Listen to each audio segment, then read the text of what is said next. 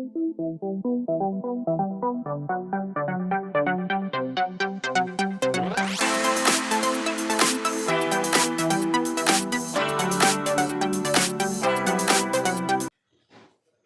नमस्कार, स्वागत है एक बार फिर से हमारे YouTube चैनल पर। प्यारे बच्चों, गणित में हम छठा अध्याय त्रिभुज पढ़ रहे हैं, जिसमें बेसिक बातें जो थी उसकी चर्चा पिछले क्लास में की है, प्लस एक्सरसाइज 6.1 जो पूरी बेस्ड था बताए गए कंसेप्ट पर, उसमें कुछ था नहीं, उसका भी सॉल्यूशन हम किया है। आज जो हम पढ़ने वाले हैं वो एक्सरसाइज हल करने में उपयोगी तो हैं ही, साथ ही आगामी 2026 के बोर्ड परीक्षा के दृष्टिकोण से भी अति महत्वपूर्ण है और मैक्सिमम प्रोबेबिलिटी है इसके पूछे जाने की।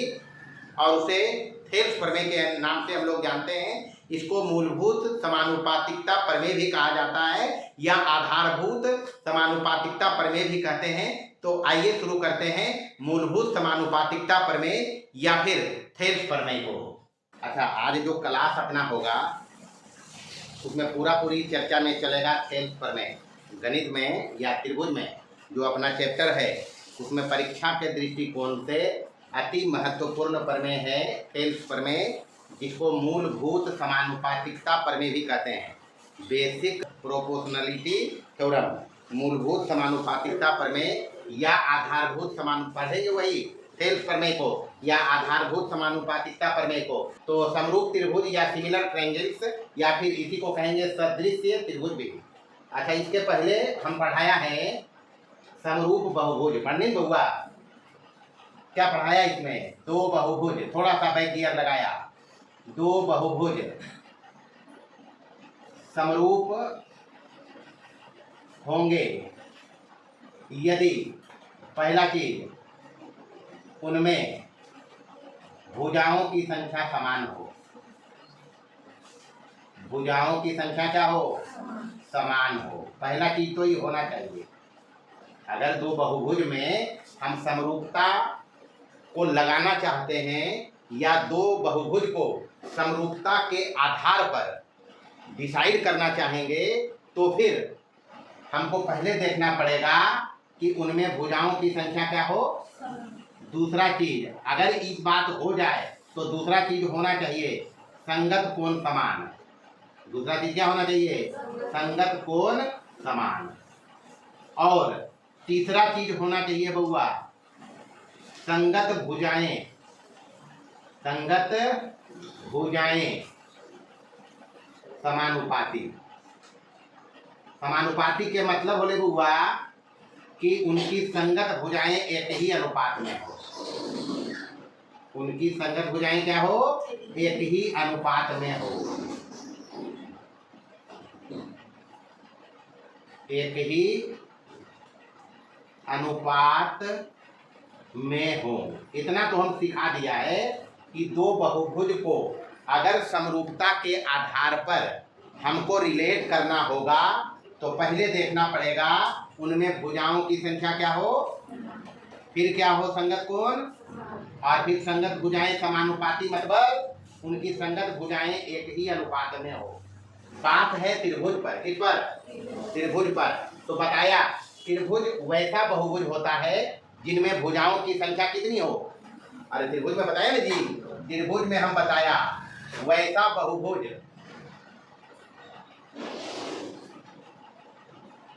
जिनमें या जिसमें लिखो जिसमें तीन भुजाएं हो। यही तो कहा, वैसा बहुभुज जिसमें तीन भुजाएं हो त्रिभुज हो गया। क्या हो गया? तो पहला बात तो हो गया उनमें भुजाओं की संख्या क्या हो। तो अगर दो त्रिभुज को समरूप करना होगा तो त्रिभुज है तब भुजा की संख्या कितनी जी? तो पहला बतिया तो हो गए, पहला बात हो गया ना जी। दो बात बचा इसमें, इसलिए हम कहेगा कि दो त्रिभुज समरूप होते हैं। बात पक्का हो गई बुआ। अब दो त्रिभुज हो गया, भुजाओं की संख्या हो गया समान। दो त्रिभुज रहेगा जिनमें भुजाओं की संख्या कितनी रहेगी? तीन तीन रहेगी। तो ये बात तो हो गया दो।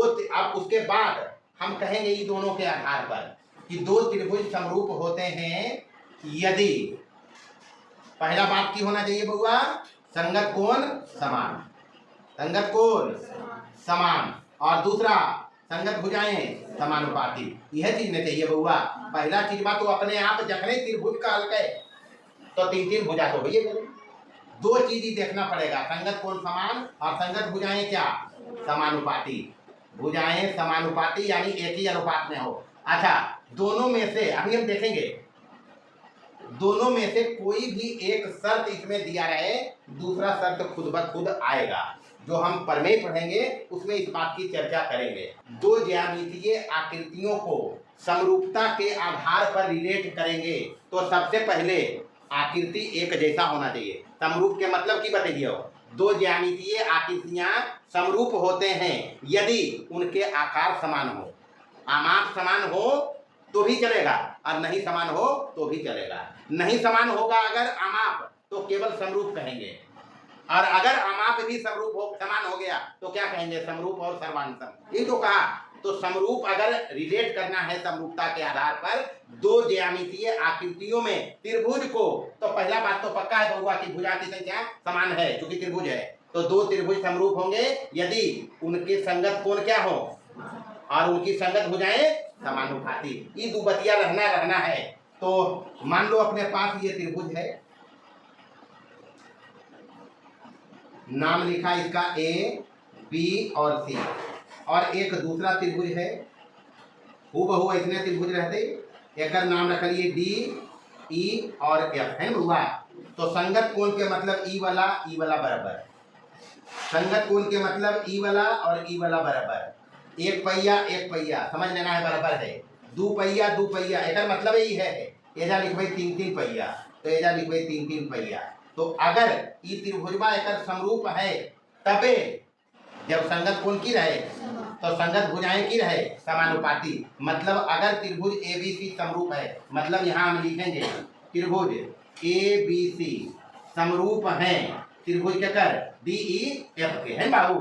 तब लिखबे इसलिए कोण ए संगत कोण समान, कोण ए बराबर कोण डी, कोण बी बराबर कोण ई, और कोण सी बराबर कोण एफ, और संगत भुजाएं समानुपाती यानी ए बी बटे डी ई। संगत भुजा और संगत कोण का चर्चा 9th क्लास में किया है। कोण ए और कोण डी बराबर है तो इसका संगत भुजा ए बी होगा और डी होगा। ए बी संगत भुजा, ए सी संगत भुजा, क्योंकि ये दोनों मिला है ए पर, नहीं मिला है तो ए बना, कोण ए बना, यहाँ कोण डी बना। समझने लायक बात है कि जो कोण बराबर है उनको बनाने वाली भुजा का रेशियो या भुजाएं ही संगत भुजा का लाएगा। तो यहाँ ए और डी बराबर है तो एक संगत भुजा कौन होता है, ए बी और डी, ए सी और डी एफ। तो ए बी बटे डी ई बराबर बी, ये ए सी बटे डी एफ और बी सी बटे ई एफ, ये लोग संगत भुजा हुआ। तो मोटा मोटी संगत कोण समान हो गया, संगत भुजा क्या करेंगे समानुपाती। तो ये तो हो गया कोण ए बराबर कोण डी, कोण बी बराबर कोण ई, कोण सी बराबर कोण एफ। अब क्या करता है, संगत भुजाएं समानुपाती। तो ए बी बटे डी ई मतलब ई त्रिभुजवा के ई भुजा ले लिए तो एकर भी ई है लबे का है, ए से शुरू के लिए है, ए से ये सब समझना है निकलका के, ए बी सी ये चले हुआ डी ई एफ, कोण ए बराबर कोण डी है।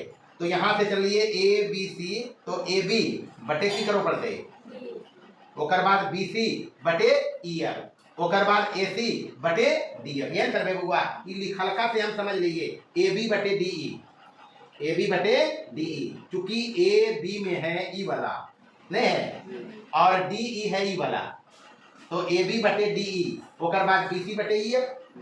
संगत भुजा क्रम आइए जाए बशर्ते समरूपता के शर्त को ध्यान में रखेगा कि ए बी सी लिखे के मतलब है कि एकर कोण होले कोण ए, कोण बी, कोण सी बराबर केकर है कोण डी, कोण ई, कोण एफ के क्रम से ने। तो ए बी सी लिख लिए तो एकर संगत कोण डी है नहीं थे, तो ए के साथ पहले किए ले लिए, ओकर बाद बी ले तो बी के संगत कोण की ले, ओकर बाद सी ले तो सी के संगत कोण कौन ले। तो हमेशा कोण की संगतता और भुजा की संगतता को ध्यान में रखकर ये वाला जो नोटेशन देंगे, इसीलिए दिया त्रिभुज ए बी सी त्रिभुज डी ई एफ के समरूप है, मतलब कोण ए और कोण डी संगत कौन है कोण बी और कोण ई संगत कोण है, कोण सी और कोण एफ क्या है, ये चीज ध्यान रखना है। संगत भुजा होगा ए बी का डी ई, बी सी का ई एफ, होते हुआ ये सब ध्यान, बस इतना चीज ध्यान रखना है। बी सी का संगत भुजा क्या होगा, ई एफ, और ए सी का, ई ए सी है तो एक संगत भुजा की होती, तो बराबर ए सी और बटे की ई एफ। तो अगर बउआ दो त्रिभुज समरूप होना है तो उनके संगत कोण क्या हो, उनके संगत कोण समान हो और उनकी संगत भुजाएं क्या हो, इतने रह दीजिए। अच्छा, कुछ ने कहियो जो इन्हें लिखल है ओकरा इन्हें लिख दिए हैं, अभी भी संगत कोण समान ही है, कोण ए बराबर जो लिखा था इधर लिख लिया। एक बात यहाँ ध्यान रखियो, एक बात ध्यान रखना है, यदि दो त्रिभुजों के संगत कोण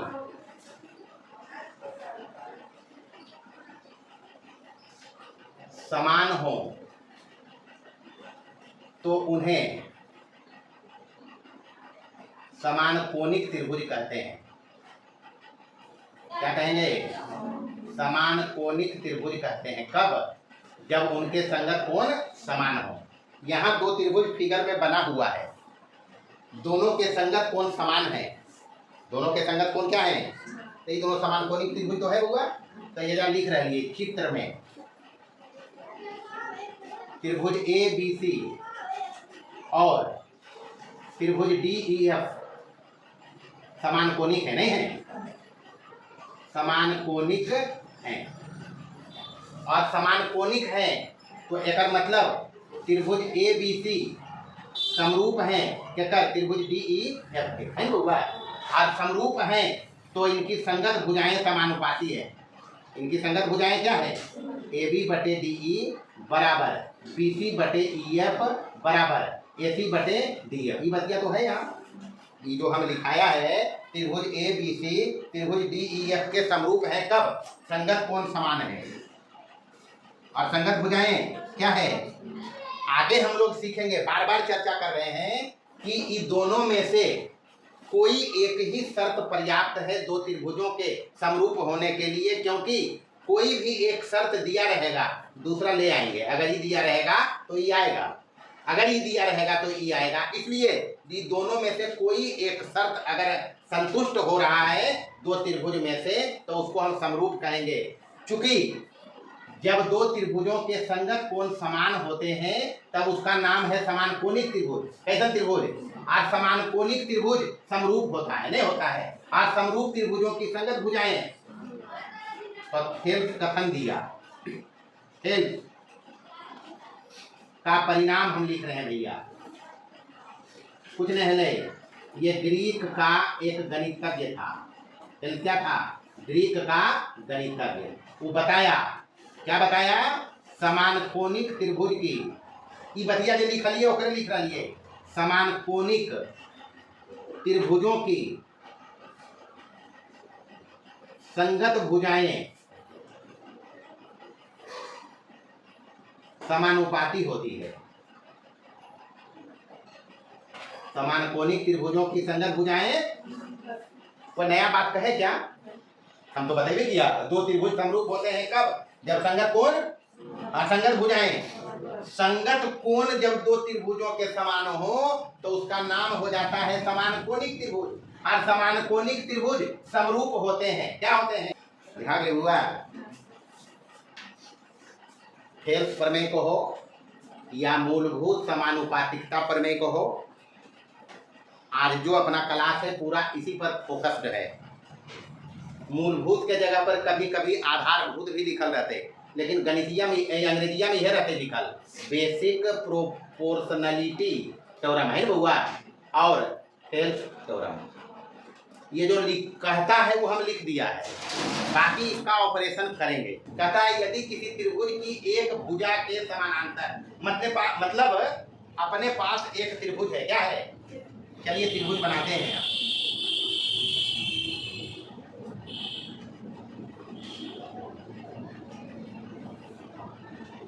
अब त्रिभुज में कोई बीच नहीं है, चर्चा में नहीं है। त्रिभुज हम पढ़ा कोण के आधार पर, भुजा के आधार पर, वो सब चर्चा नहीं, बस त्रिभुज है तो त्रिभुज है, नाम देंगे ए बी और सी।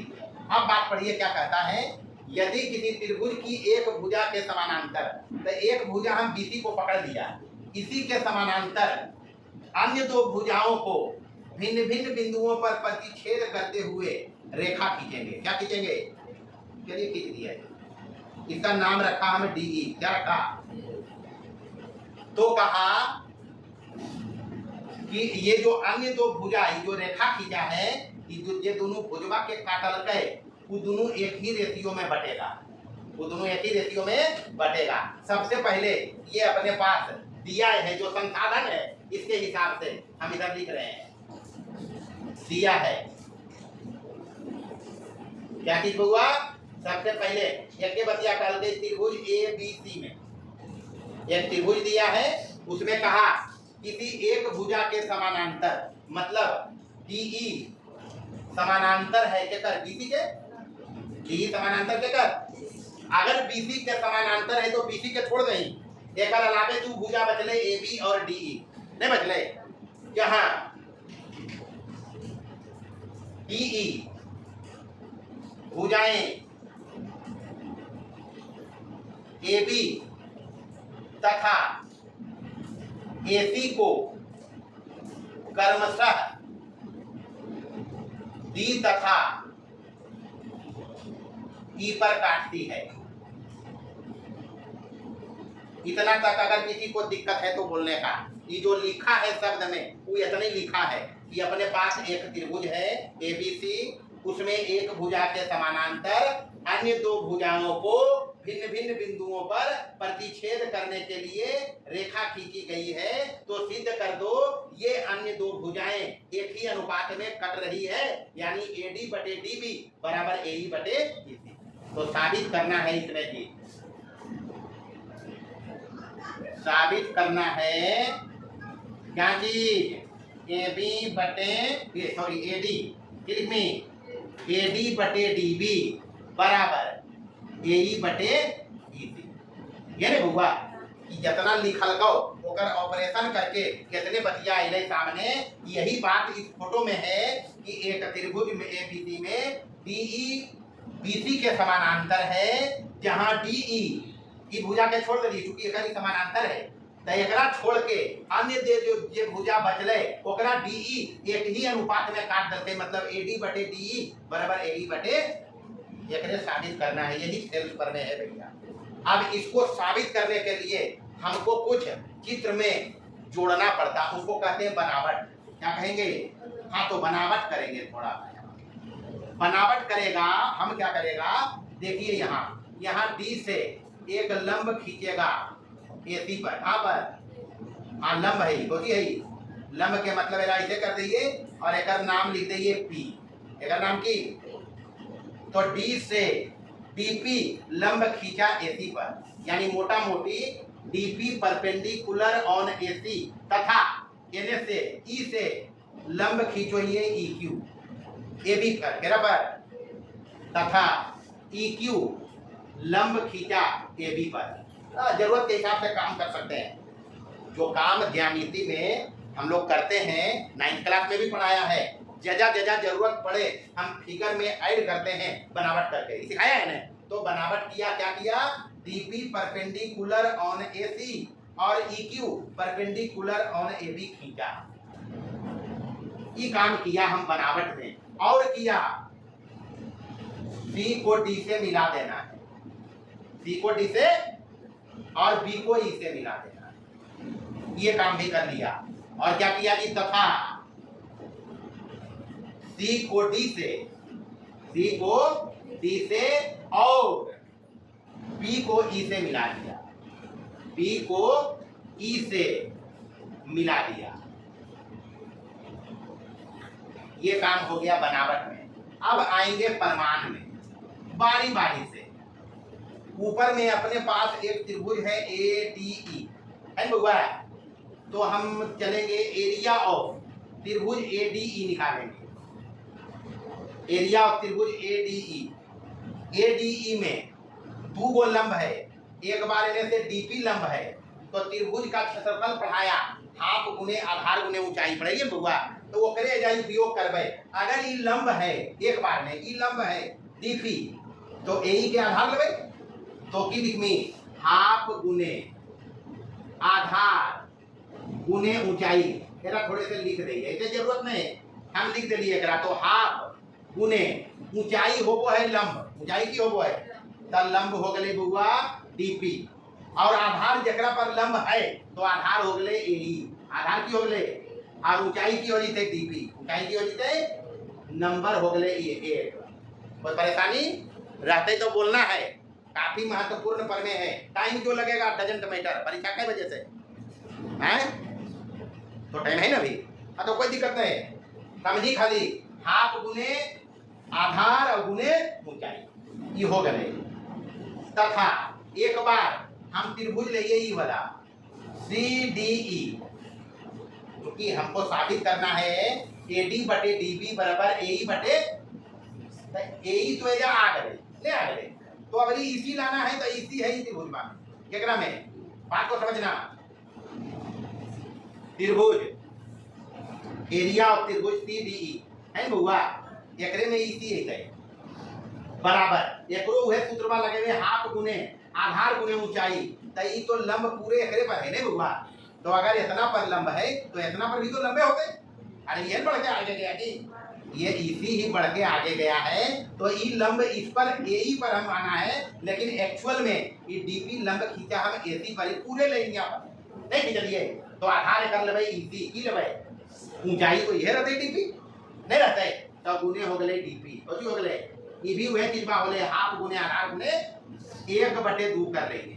1/2 की मतलब 1 में 2 के भाग दे देंगे, 1 में 2 के भाग देंगे तो लेफ्ट लेफ्ट से चलते काटी क्रम, तो एरिया ऑफ त्रिभुज ADE बटा एरिया ऑफ त्रिभुज CDE बराबर इन्हें की होगी तो पाऊ हाफ गुने AE और गुने DP है ना बउआ, और नीचे हाफ गुने EC, हाफ गुने EC गुने सॉरी डीपी डीपी रहते जा डीपी है, तो हाफ हाफ कट गले डीपी डीपी भी कट गले बचलो की AE बटे EC बच गए ने, तो एक देने वाला तो आ गए नहीं ले बराबर ये जल्दी लिख दइए ये बचलन AE बटे EC बचले बउआ, ई हो गले एकर नाम रख दइए समीकरण 3। कितना इतना तक केकरो अगर कोई परेशानी है, कोई कष्ट है, कोई दिक्कत है तो हमरा बोलो, पूछने के लिए हम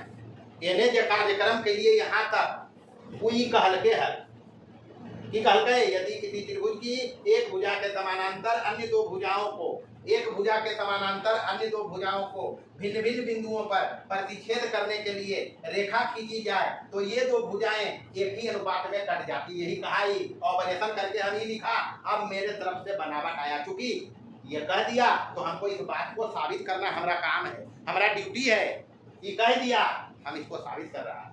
इसको सही साबित करने के लिए हम कुछ चित्र में जोड़ा है बनावट करके कोशिश करके, और बनावट क्या किया है वो समझ आ गया है, बाकी कंसेप्ट वही लगा त्रिभुज का क्षेत्रफल बराबर हाफ गुने आधार गुने ऊंचाई। एक बार ADE का क्षेत्रफल निकाला है और एक बार निकाला CDE का क्षेत्रफल, ADE के साथ CDE का निकाल के 1 में 2 के भागा कर दिए आ गए AE बटे EC। 3 नंबर के अंतर्गत आज ये साबित करना है ओकर राइट साइड में ही है नहीं है, अब ये लेफ्ट वाला ले ले ओकर बाद दोनों की इक्वेट करबे मजा आइते उतारे।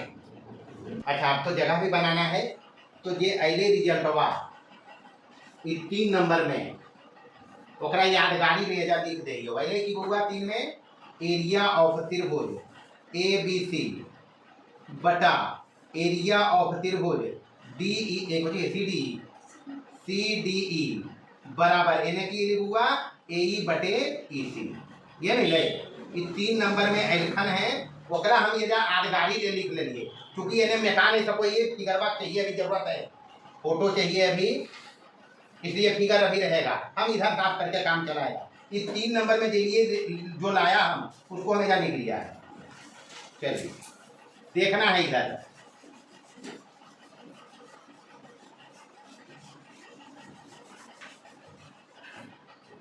चलिए आइए अब एक बार इधर से चलेंगे। EQ लंब खींचा है AB पर भी, नहीं खींचा है, एक बार इधर से चलेंगे, पुनः एक बार फिर निकालिए एरिया ऑफ त्रिभुज ADE। एरिया ऑफ त्रिभुज ADE एक बार फिर निकाल रहे हैं। कहाँ है कि इधर अभी EQ लंब खींचा है AB पर, नहीं खींचा है। अगर EQ लंब है AB पर हुआ तो AD पर भी लंब रहता है और BD पर भी रहता है। ये बात समझ लिया, एक तरफ हम समझा दिया है तो बराबर वैसे लिख में, तो हाफ गुने आधार गुने ऊंचाई। तो अबरी आधार AD है, यानी अबरी ऊंचाई लेबे, जो लंब होता है वही ऊंचाई होता है। तो आधार क्या लेंगे AD लेंगे जी, और ऊंचाई क्या लेंगे EQ, ऊंचाई क्या लेंगे EQ। इकरो लिखो नंबर 4 तथा अब AD है अपने पास, AD के साथ DB चाहिए, नहीं चाहिए, तो DB देखिए यहाँ इसमें आएगा, ई त्रिभुज में, इसमें BDE में आइए हुआ, तो ऐसे निकालबे तथा एरिया ऑफ त्रिभुज BDE बराबर बराबर हाफ गुने आधार। तो एक आधार चूंकि AD पर जब ई वाला लेनिया AB पर लंब है, मतलब AD पर भी लंब है और BD पर भी लंब है, एक आधार लगे BD या DB, जो भी लिखो DB, और गुने ऊंचाई उहे रहते EQ, ऊंचाई की रहता है EQ, एक लिख दिए 5 नंबर। अब की भागा दबे 4 में 5 से भागा जब दबो तो लेफ्ट लेफ्ट में भागा पड़ते हैं, तो एरिया ऑफ त्रिभुज ADE बटा एरिया ऑफ त्रिभुज BDE बराबर की हो जाती बुआ हाफ गुने AD और गुना EQ हो जाती बाबू, और नीचे हाफ गुना DB गुने EQ नहीं हो जीते, DB EQ काट गले, हाफ हाफ कट गले, बचलो की AD बटे DB नहीं बचले, एक लिख दिए 6 नंबर। कई नंबर, लेकिन नोमा में एगो हम प्रमेय पढ़ लिए, नोमा में एगो प्रमेय पढ़ लिए हल, ओकरा भी हमें हमरा जरूरत पड़ते जा। आप ये सब चीज बात ध्यान में रखो पड़ते, ऐसा नहीं कि कभी कहा हम कि नोमा वाला की यूज नहीं आएगा, आएगा ही आएगा, और ज्यामिति में तो ध्यान रखना ही रखना है। लेकिन अब यहाँ समझना, एजा है त्रिभुज, एजा निचुआ में है त्रिभुज CDE नहीं हुआ, और एजा की है निचुआ में, बाकी ऊपरा में सेम है। अरे ई वाला और ई वाला बराबर हमरा साबित करना है, यह साबित करना है। अगर ई दोनों बराबर साबित करना है, ये राइट में है दोनों के, तो लेफ्ट तो बराबर करो परसेंट बुआ, लेफ्ट बराबर होते तबे राइट बराबर करवाए। तो लेफ्ट में भी एक बात कॉमन है, ऊपरा में त्रिभुज ADE का क्षेत्रफल है, तो इन्हें भी ADE का क्षेत्रफल है, ADE हले जा 3 नंबर में ADE था, ही था ऊपर में जी, ADE था, ADE यहाँ भी है, ADE यहाँ भी है, अंतर है एजा पर CDE क्षेत्रफल लेना है के, और एजा के क्षेत्रफल लेना है BDE, तो दोनों में एक बतिया कॉमन है, CDE और BDE में एक बतिया कॉमन है बुआ DE, देखिए बुआ DE आधार कॉमन है, ये दोनों एक आधार पर बनल है, बतिया पकड़ ले हम की कर रही है। लेकिन एरिया ऑफ त्रिभुज CDE बराबर है एरिया ऑफ त्रिभुज BDE के, ये लेनिया ऐसी नहीं कह दिए, क्योंकि ये एक ही आधार DE तथा DE पैरेलल BC के बीच स्थित है, नहीं है। नोमा में प्रमेय है कि यदि दो त्रिभुज एक ही आधार और एक ही समांतर रेखाओं के बीच स्थित हो तो उनके क्षेत्रफल समान होते हैं। 9th क्लास में पढ़ाया, यदि दो त्रिभुज एक ही आधार और एक ही समानांतर रेखाओं के बीच, देखिए यहाँ आधार एक ही है और DE पैरेलल है BC के, नहीं है, तो ये दोनों त्रिभुज का क्षेत्रफल बराबर होते हुआ 9th क्लास में हम इसको पढ़ाया है, क्योंकि ये दोनों त्रिभुजवा के आधार DE कॉमन है और दोनों त्रिभुजवा DE समानांतर BC के बीच स्थित है। तो हम 9th क्लास में बताया है, जब दो त्रिभुजों का आधार एक ही हो और दोनों एक ही समांतर रेखाओं के बीच स्थित हो तो दोनों के क्षेत्रफल क्या होंगे। ये बात लिखे की जरूरत नहीं है, लेकिन एकरा में रहता है तो एकरा लिख देंगे, जगह नहीं, जगह नहीं ना हो, फिर एक बार बैठे गई चल लिख गई, क्योंकि या चूंकि करके लिखो, चूंकि एक ही आधार और एक ही समांतर रेखाओं के बीच, एक बार आओ चलते और रेखाओं के बीच स्थित त्रिभुजों के क्षेत्रफल समान होते हैं। त्रिभुजों के क्षेत्रफल क्या होते हैं? समान होते हैं। इसलिए ये दोनों त्रिभुजवा के क्षेत्रफल बराबर होते हैं बउआ। अगर CDE बराबर BDE का क्षेत्रफल है तो इसके जगह पर तो ये लिख देंगे, तब तो राइट लेफ्ट साइड बराबर हो जाएगा, तो लेफ्ट बराबर होगा राइट बराबर हो जाएगा। हो गया, जितना रख के बाकी साफ के लिए हम अब एजा पर BDE के जगह पर CDE लिखबे बउआ। एजा लिखनी समीकरण 5 से, समीकरण 5 से कि लेफ्ट साइड में हो जाते एरिया ऑफ त्रिभुज ADE बटे नीचे की हो जाते BDE के जगह पर एरिया ऑफ त्रिभुज CDE बराबर यानी तो ये रहते AD बटे की DB रहते बउआ। ये हो गए नंबर 6। बस काम हो गए, काम हो गए बउआ। अब देखें 3 और 6 से समीकरण 3 और 6 से की बात पता चल रहा। लेफ्ट साइड और एक लेफ्ट साइड दोनों एक चीज बा है। ये तो हम 3000 लिखलिए, लेफ्ट एक चीज बा है तो राइट एक चीज बा नहीं होते, तो की लिख देवे AD बटे DB बराबर AE बटे EC। बस हो गए, खेला खत्म, पैसा हजम। कितने रहते आज भर, बाकी अगले क्लास में देखेंगे।